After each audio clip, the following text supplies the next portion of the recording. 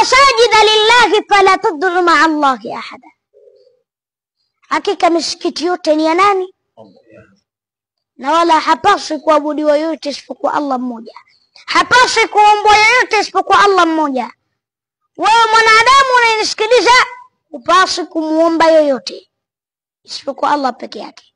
Mimi ambaye ninaongea sipaswi kumuomba yoyote isipokuwa Allah tabaraka wa taala peke yake, ndio anapaswa kuomba. Masha Allah, Sheikh anapita huko, ukiwa na sadaka yako basi utatoa kwa ajili ya Allah tabaraka wa taala.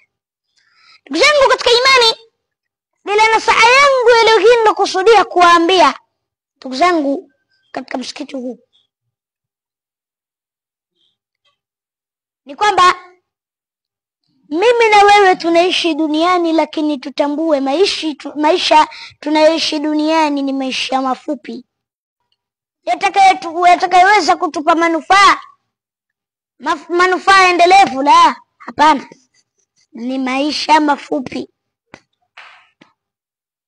maisha ambayo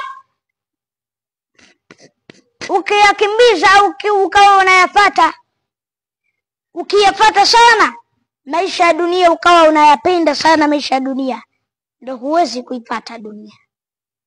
Huwezi ukapata pesa, yaani ukawa unapenda sana dunia, ndio inakukimbia.